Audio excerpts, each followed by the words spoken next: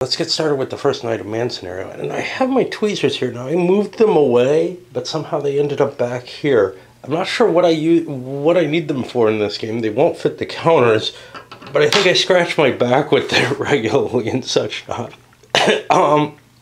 Anyway.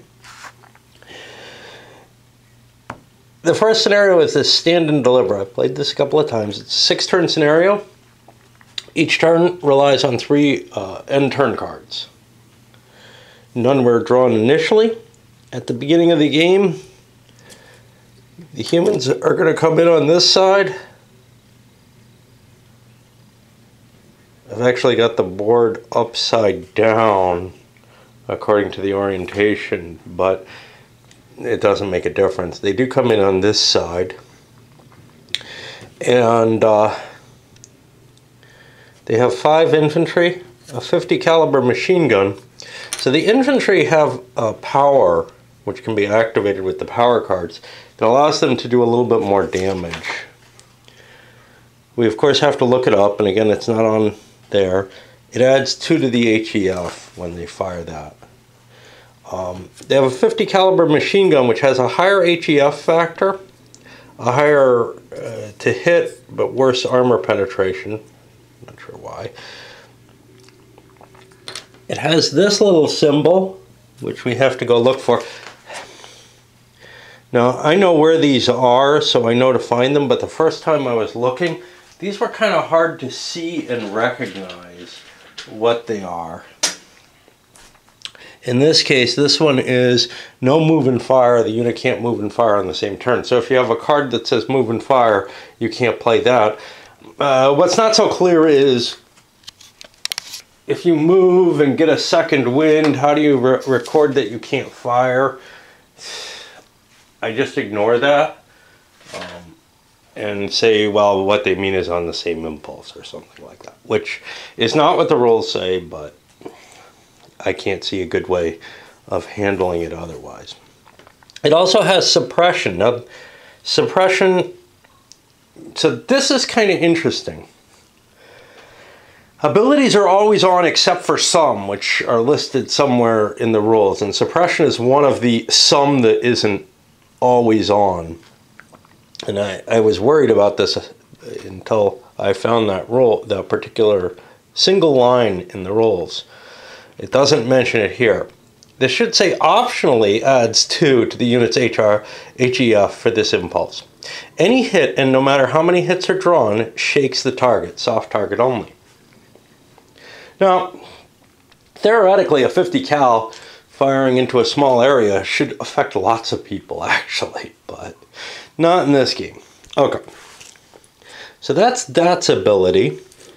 This guy, the infantries all have this assault capability, so they can move into your own into an enemy hex and attack it, and they have a plus on it, which is indicates that their combat factor goes up by 1 for the assaults.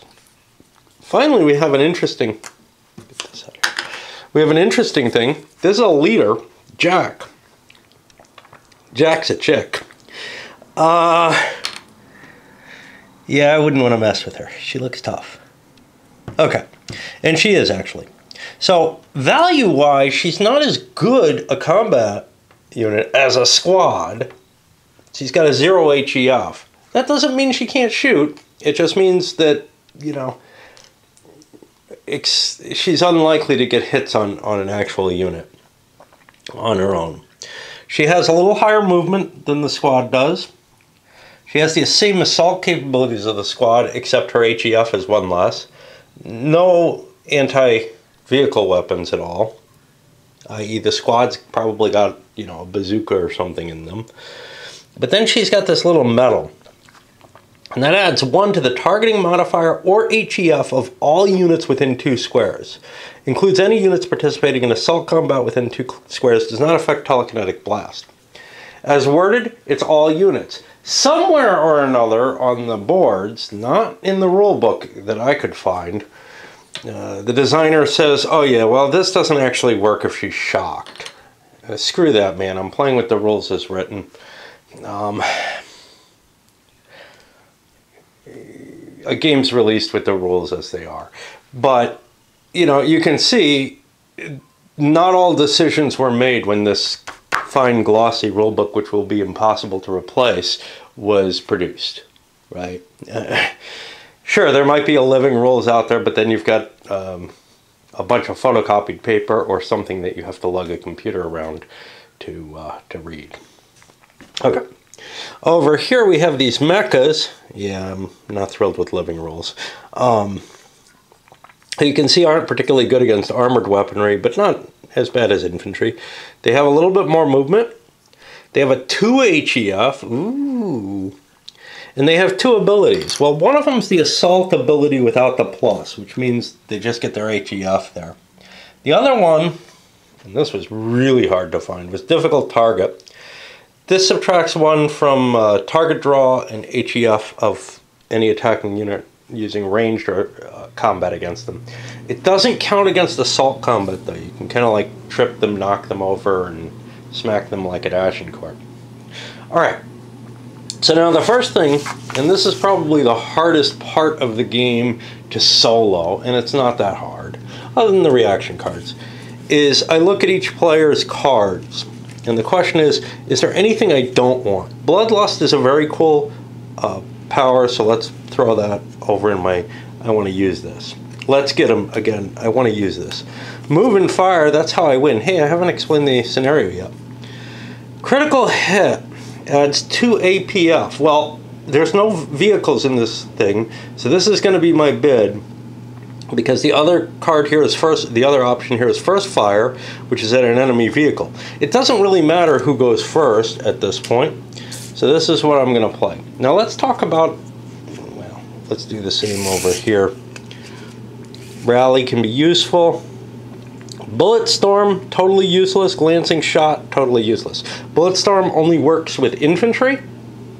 And I've got mechas, not infantry, and this only works against vehicles for penetration.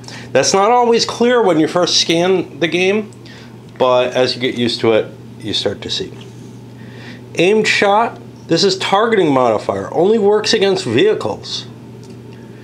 Targeting modifier is this number up here. You don't use it in anti-personnel, but fast move could be useful. And same thing here. So this would be my preferred. Okay. Now, before we play, let's look at what the victory conditions are here. So the militia have to destroy 4 out of these 3 mechas, but each building, and these are the buildings, each square of a building captured by the militia counts as one of those mechas destroyed. I only have 6 turns to do it. That sounds like a fairly long time, but it actually, I came close to not being able to do it due to time considerations rather than anything else. So it may be a well-played mecha in this case, may be trying to delay what is really the inevitable. It's out, they're outnumbered, the aliens are outnumbered, so it may well be that they just want to kind of make it harder for the infantry to do this so that they don't manage it in time, or they end up getting killed trying. The mecha just wins if they if they kill all the infantry. The mecha have a special rule that the killers must enter the board. There's no limitation on when, why, how. Clearly, sometime during the game, they're going to enter the board or they can't contest this, but there's a kind of cheap victory condition, which is, hey, these guys aren't on the board, so they can't get killed, and this is what it's obviously meant to prevent. So I wait until late in the game and come in and maybe ambush the infantry. My feeling is they must enter the board as soon as possible, but there's no real way to enforce that because it's based on what cards you have. Although, I guess if you're passing and there's people not on the board and you're throwing move cards away, your enemy can say, hey, you're not following that. All right, so let's reveal. And we have a 2 and a 9. The 9 gets discarded. and the initiative's over here. And that means he's going to get first move. He's got 3 cards in hand. He draws a 4th card and looks to see what he's got. Got garbage. I got a couple of these fast moves. I'm going to play one of them, and I'm going to come on the board. Well, now, I've decided, which may be completely in opposition to the designer's intention, that these little things here, underbrush, whatever, count as rough. Now, is that reasonable? It's hard to tell because rough gives a cover factor, and I'm not really sure that a little bit of bush is going to provide much cover for modern firing weapons. Certainly not as much as rocks would, but I really don't know what else to call this except, oh well, that's under the, hey, those are just decorative part of it. Okay. So buildings cost me 1 or 2 movement points. Well, there's a little asterisk. It's 2 movement points for the aliens. For humans, though, the first building they jump into only costs them 1, but 2 for subsequent ones. So what I'm going to do is 2, 4, and I get a little moved marker. And now, this is the hand management part of this game. I probably want to bring my other unit on. I want to rally here. Light wounds is kind of cool. Ignores part of a hit. Ignores 1 hit. But it applies to infantry only. So that's useless to me, but rally is not. Rally is potentially of value. So I'm going to discard a first fire. You know what? I'm not going to get shot in the near future, I don't think. I'm going to discard a rally as well. And that means I put a little marker here to say, hey, it's the Earthling player turn. But we've got somebody on the board. Not much has happened, but still. Let's get some similar action over here on the Earthling side. So this is a useless card to me. This is useless right now, but Bloodlust is pretty important.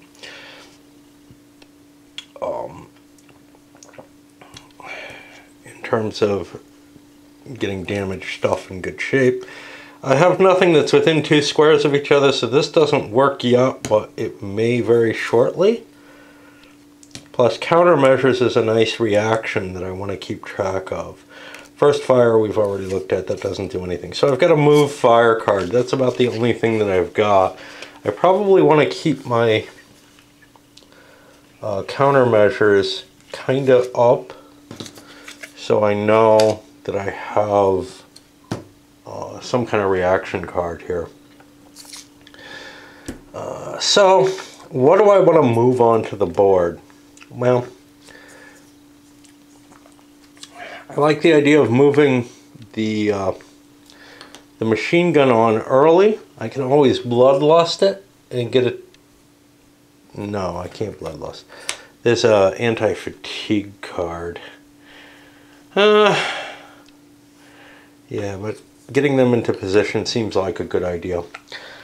Problem is they only have 2 movement points. Hill costs 1 additional movement point. Now, again, it's not clear whether it's climbing the hill that costs the extra movement point or every hill space. I'm using climbing the hill because that makes more sense to me. I'm going to try to get them to here, but right now they can only go 1 space. Now, is there anything I want to discard? I definitely want to discard this. These are both useful cards, so I'll hold on to them. But I gotta keep one face up because it's one of those.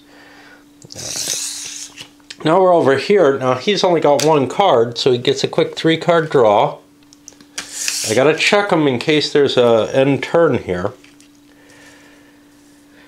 This allows me to discard this and play 2 actions, which is pretty potent, but it also has this reload and fire. If my unit's already fired, I can fire again at the original target. Of course, I have to remember what the original target was, and there's nothing in the game that marks that. And I get a bonus on accuracy and HEF. Sometimes you can remember, sometimes, especially if you're like me and you wander away in the midst of scenarios, you have no reason to remember what's going on. This is interesting. To support, I assume you can only do it if you're the person playing the action to attack. That seems to make sense. Bulletstorm, not very likely.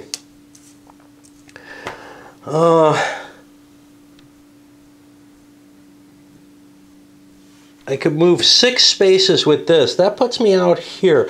Now, note this wall here has no little red lines around it, so it's not a line of sight impediment.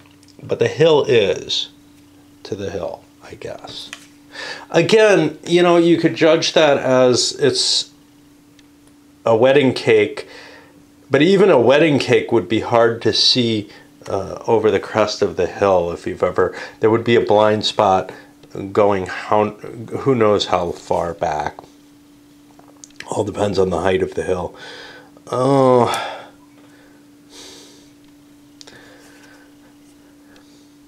I think I'll play the fast move. I don't really like doing this. I don't want to cluster my units because then they're vulnerable to artillery, sort of. Not really. We'll just move him out to the front where he has free lines of sight. Now the danger to this, of course, is my free lines of sight mean that they have lines of sight at me too, and they're the ones trying to kill. So I may want to get them closer rather than let them mass fire at a distance. I haven't decided yet which is the better choice in this game. Okay, this I probably don't really want. Reload and fire. Not going to be terribly useful this turn because I've already moved. So I'm going to discard these 2 cards because I don't think I'm going to hold that reload and fire at the end of a turn. That puts my little turn marker back here. And that's it with work, and now I have time to put a little bit of play in. Alright, let's see what I got here. I got only 2 cards, so I draw 2. One of them is an end turn card, so I get a quick replacement for that. Reinforcements isn't actually reinforcements, it's just, hey, you get a random card to draw, and then you're still allowed to play something. And these aren't going to be close enough, so I'm going to just play a move. He's only got 3 movement points. So I'm going to do 1... diagonals count as normal movement. I'll do 1, 2, 3. I'm only counting going up a hill as the hilltop. You know, again, I'm just not sure what the intention is. And this could be useful, except I'm not really close enough to fire, so I'll throw that out. Being able to move 2 units at once doesn't sound terribly valuable here either. The biggie, but the countermeasures is. So we'll hold those. Okay. Not really sure the Bloodlust is going to be useful unless I get shot. Now I'm moving around in his line of sight, but he's no longer eligible because these guys moved. And the way that I'm interpreting, another end turn. The way that I'm interpreting the must move on the map thing is you have to try to do it as quickly as possible. Which means, hey, these aren't infantry, so that's just a defensive card.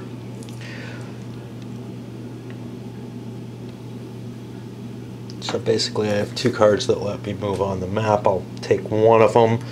These things move 4, so that's 2, 4, and we're on the map. Now we're out of useful cards. Rally could be useful, maybe, except you have to be eligible, I think. Now it would be nice if it was on the card, but the card doesn't trust you. So, unfortunately here, it's as good as anything else. Oh no, here it says eligible unit. Okay, good. So it's a little bit more detailed than in the card. So this isn't really helpful to me, but it might be next turn. Countermeasure is definitely useful to me because that's a reaction. This is not useful. I actually probably want to try to end the turn just because there's not much that I can do. So I'll dump this card as well. Puts this back over here. Now I gotta keep these face up because otherwise I won't remember. He gets 2 cards. Alright. This is a useless card.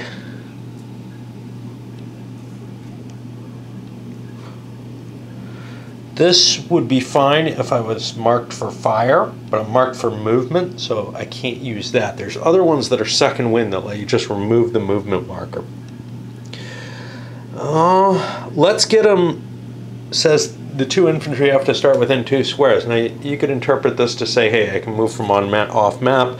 That wouldn't be an unreasonable interpretation. I haven't tended to do that. Let's see. Yeah, it doesn't say here either. So I'm assuming no, unless the scenario has some special rules. And, you know, I don't know. The scenario doesn't tell you how to move onto the map. All right.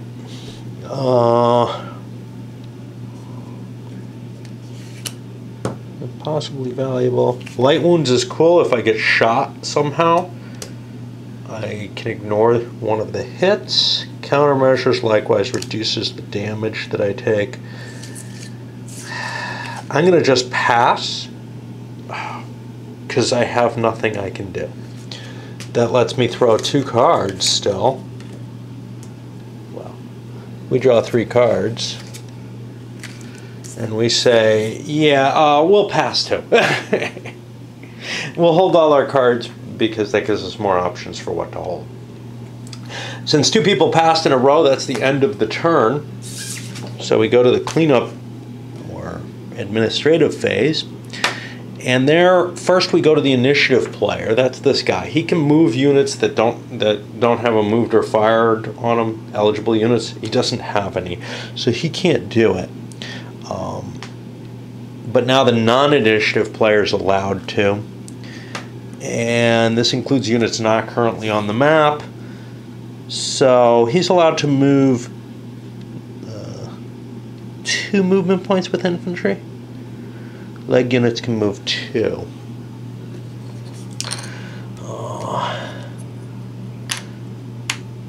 I don't really want to be all that close to each other, although Jack gives me good reason for being close.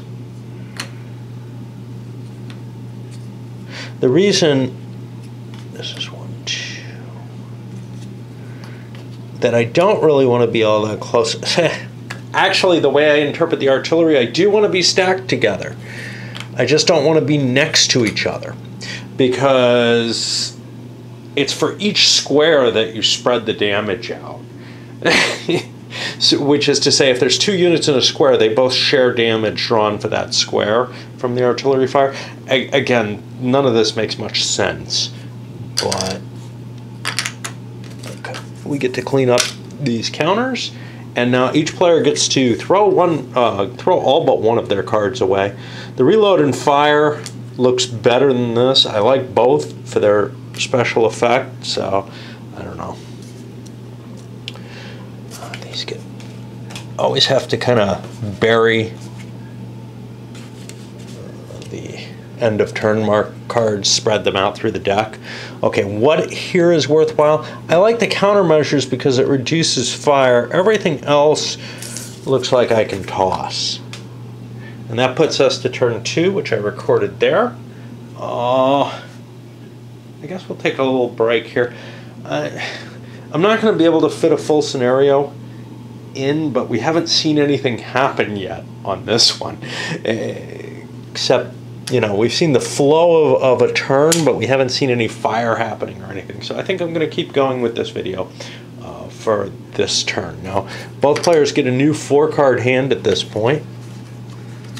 Let's just deal that out.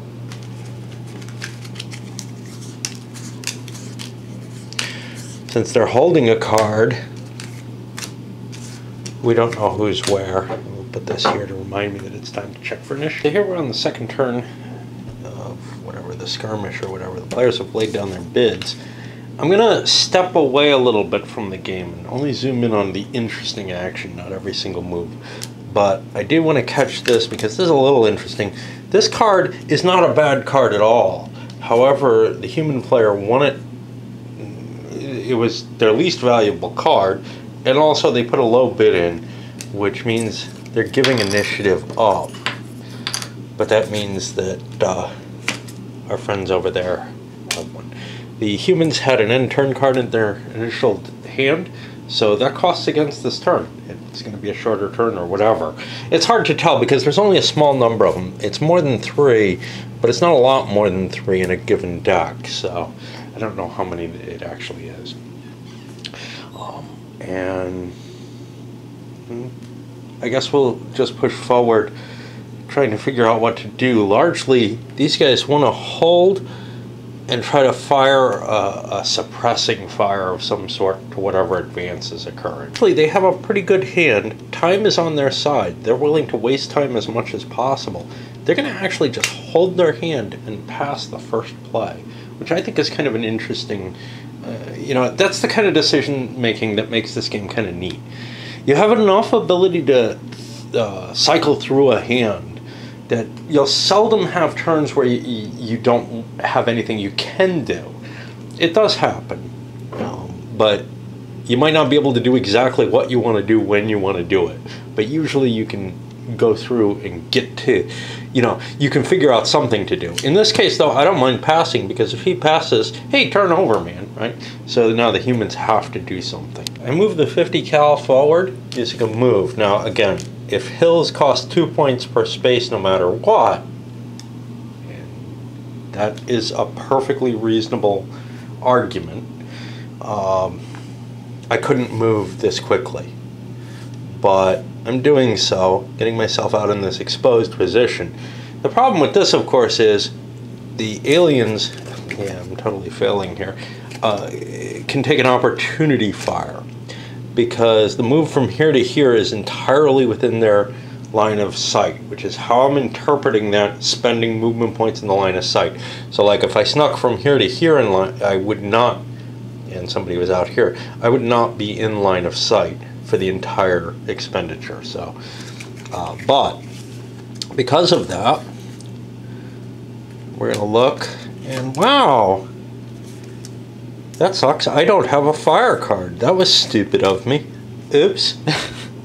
So that machine gun gets to move forward where it wanted to go. If I had had a fire card, which I thought I had held, I would have been able to do an op fire on him. This is kind of a problem. Humans drop a single card just so that they have some opportunity to maybe draw a fire card. But I'm going to try to do some effective fire here, coming from here to here. Now, the special rules for a line of sight for a building mean only this hex is out of the line of sight. So I could actually shoot at this building, but I can also shoot at this one. 1, 2, 3, 4, 5.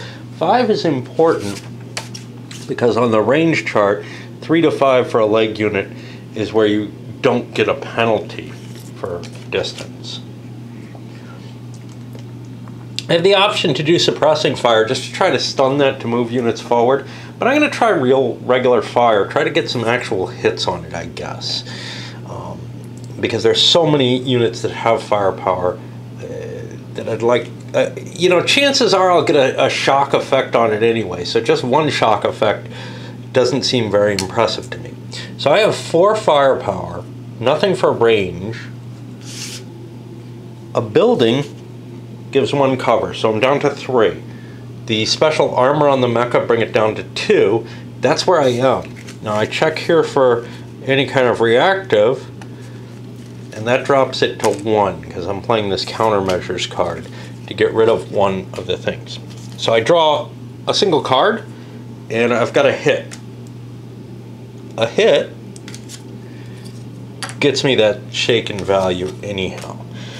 The advantage of doing suppressing fire is that I get an extra couple of cards, so I'm more likely to stun something, but In this case, it's not really a big deal now. Kind of jumping across here because I draw a couple more cards. Now this guy's shaken, but he's not ops complete or anything, but I'd like to get his firepower back. So what I'm going to do is I'm going to rally him, because I don't have anything better than that in hand. I can use these fire markers for op fire from these guys. So what happens is that shaken goes away, I get an ops complete. Generally you can't get rid of ops completes though, so. And let's see if we get a, okay. So now I'm going to consider what the humans are going to do. Well, since I fired, although this doesn't really help me towards suppressing this unit, I might get some damage on it, which was my goal anyway. I'm going to play a reload and fire.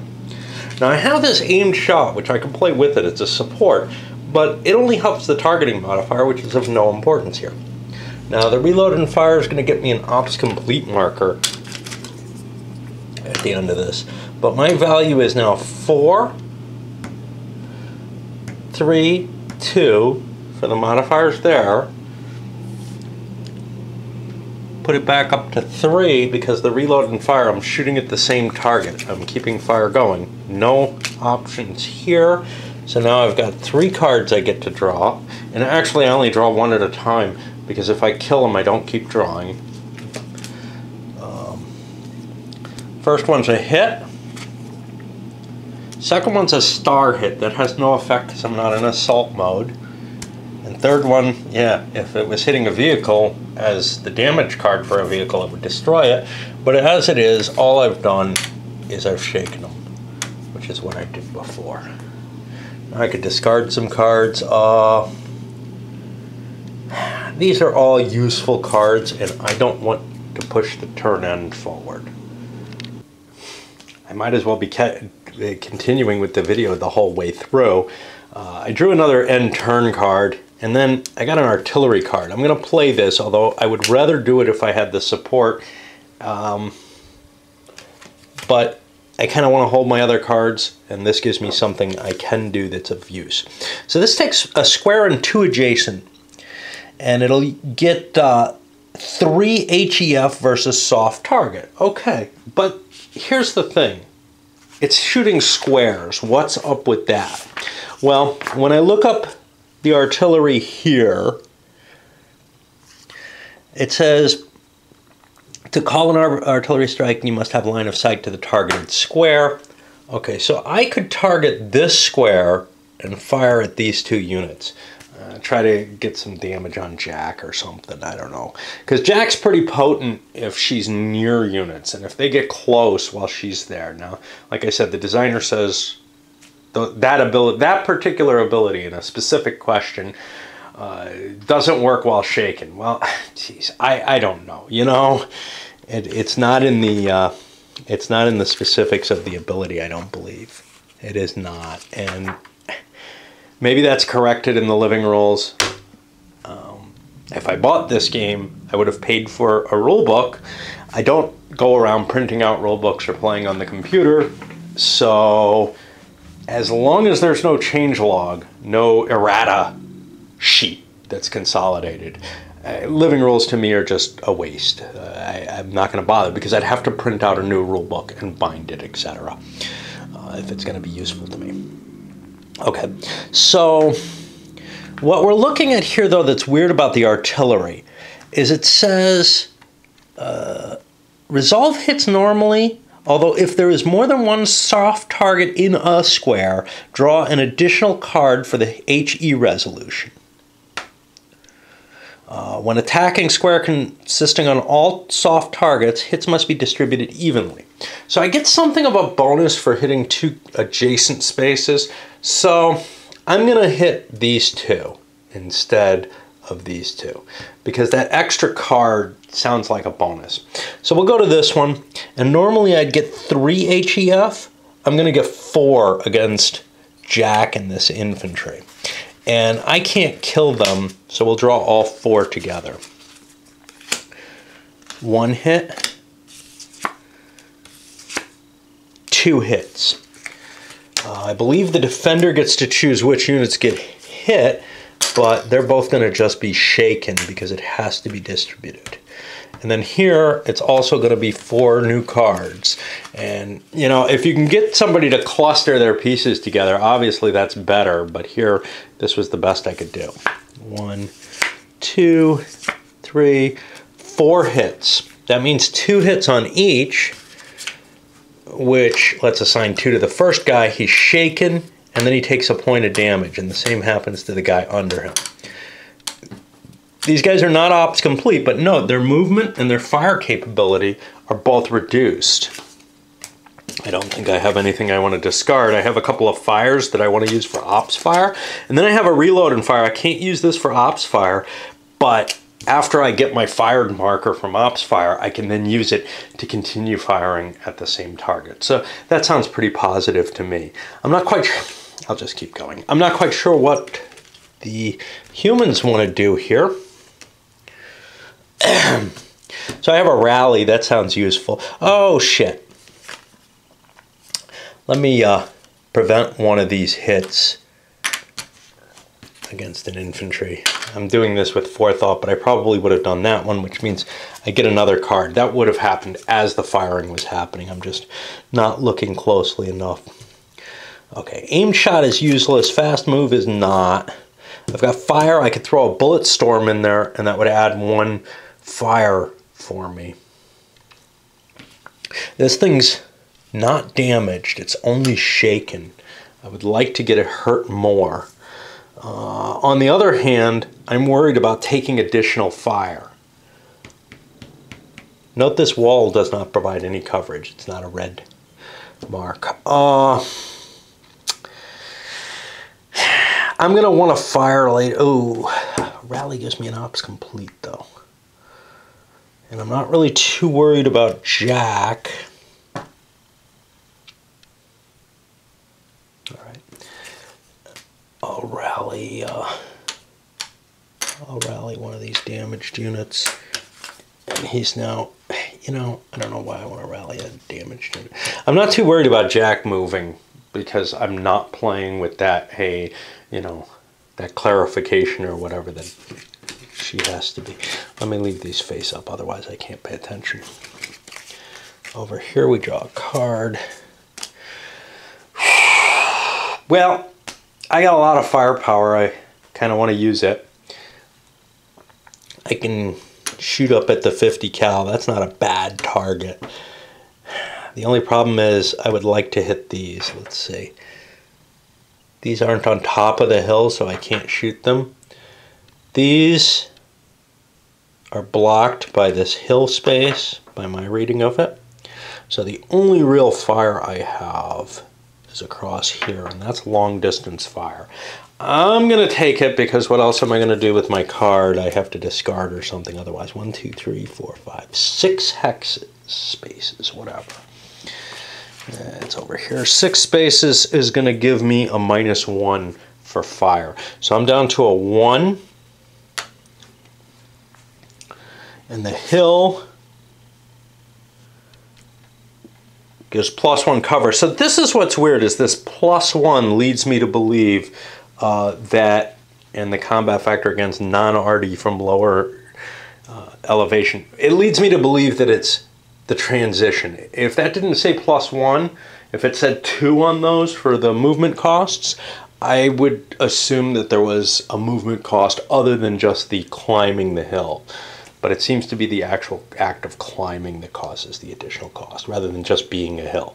That's, again, me making things up. But anyway, so I go from 2 down to 1 for range, and that sounds like about it. That's not very good. But if we shake a lot of their units, they won't be able to make it very far. And we get a hit on them. And shake them as well. Alright, we'll walk away for a little bit, see if anything happens. One thing that happened is I forgot to mark this with a fired marker, and that's a big deal because I have the reload and fire card in hand. Another thing is I had to reshuffle the deck, but now I'm going to play the reload and fire since I remember where I was. And that's this guy. He was just a 1 card, but he gets 1 extra card for the reloading bonus. However, He has a countermeasures, which drops him back down to 1 card. And we check, it's a hit. That damages the 50 cal. That was this guy's turn. He doesn't want to discard, I don't think. You know, I have more fire cards than I need, and I want to trigger the end of turn. Now, at this point, because the reload and fire, I get an ops complete. And remembering to put the right shits down, I know it doesn't seem like that big a deal, but it is. It's a regular problem for me. Not just when I'm playing solo with my wife, I was running into it as well. Yeah, that's an ops complete for that. So now we're back over to the Oithlings. Okay, and I get something cool, which is the second wind. I would have liked to have had that before. I used a fast move to move up. I can remove either a moved or fired marker. I can't remove an ops complete, but I'll take this off. And now obviously I'm ready to shoot again. This isn't terribly useful, but I don't particularly want to be drawing lots of cards. I have enough for what I want to do. I have that Bullet Storm. However, he does want to draw cards. Too bad I don't have the artillery support, or didn't wait. It only adds 1, so of course it adds 1 to each.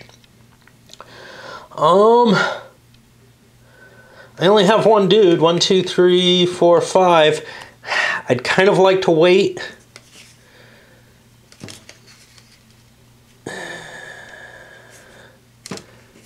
I'll drop 2 cards just to get them out of the way. Now over here, rally 2. Ooh.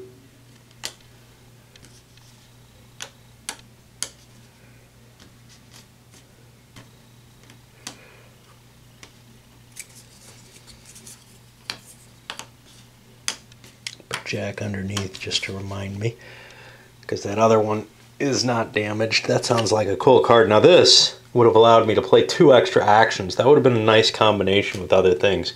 I again don't have anything I want to discard. And obviously the aliens have been dropping cards like mad. Reload and fire isn't going to work, but if I fire it, well. Alright, so we'll fire at long range again. 1, 2, 3, 4, 5, 6 hexes away. Sounds to me like I actually have 2 penalties against me, though. Right? Huh, I should have had 2 against me last time. I forgot about the height differential when I was shooting up here. Oops. Okay, so I'm not going to be getting any cards off of that. And here, 1, 2, 3, 4, 5. Hey, he's in range. And it's a straight line, no problem. That does end up with, so I cheated, I mean before. That does end up with me getting 1 card. So I have 2, and then the rough terrain gets me down to 1. No modifiers there. That's a hit. I'm going to have to pull a hit marker out.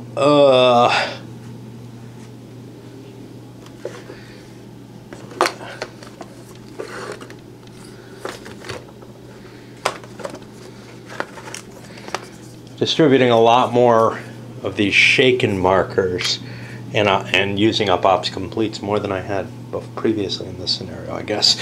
I don't know. Maybe I put some away. Is there anything I want to discard? I want to have this. These cards are actually useless to me, so I'll discard them in the hopes of getting an end turn card.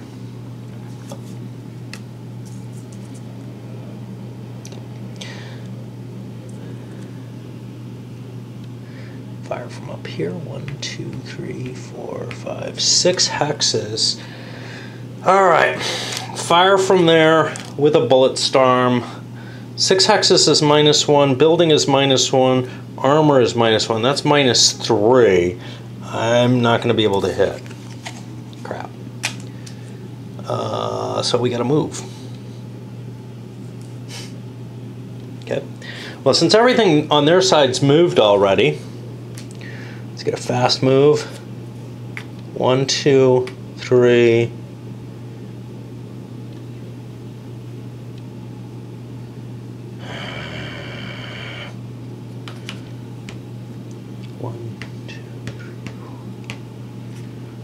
this one 5. That gets him some cover with the building, which is what we want. We want these. Do we need this? It's not a bad card, so we'll hold on to it because we're not looking to try to end the deck. Whereas the alien is getting rid of lots of stuff. Glancing shot sounds good, except it's penetration, not useful to me. Can't use bullet storm because I'm not infantry. Hey, end turn. Okay, so the turn ends there. I don't get to keep drawing more cards. And that means the units that aren't marked, which is just this one, gets to move. He only gets to move 2 movement points. She'll put him there. Oh. What is it? 1, 2, 3, 1, 2, 3, 4, 5, 6. 1, 2, 3, 4, 5. I'll stay here for the better. I'll move to here for the better positioning. Ops completes, fires, and movements all come off. You get a 3rd turn here, and everybody's got to discard down to 1 card. Before we move on to the next turn, clearly, you know, we've gone a third of the way through the scenario time-wise, and maybe I'll be able to pull back and look in less detail, but I'm finding myself very drawn into the card-by-card play of the game rather than trying to describe what's going on in a step-back type of position. I'm not sure why. I think it's more interesting if I could describe the whole storyline as it happens, but it's hard to do when there's all these, hey, I've got all these cards, you know, and all these, so much of my decision-making is the hand management. You know, do I want to discard some cards because, and why? Do I want to try to cycle through the deck? Is my hand shitty? What reasons am I having for discarding cards? All that is sort of more interesting than the story that's taking place on the board.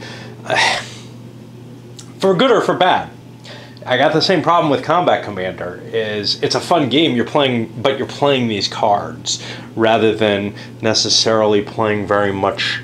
You're moving around, you're hitting terrain, etc., but so much of it is playing the cards in your hand rather than and the probabilities in the deck and stuff like that, rather than worrying necessarily as much about what's going on in the field. You're certainly worried about what's going on in the field. You know, taking a building, that's an important thing. You know, I want, one, it's one of my victory conditions. 2, it's also one of the you know, it's a defensive terrain, plus I'm closer to the enemy. Who knows what might happen, but now I'm also closer to the enemy and might get lit up because of it. All right, I'm gonna load this one up and we'll come back and finish up the scenario.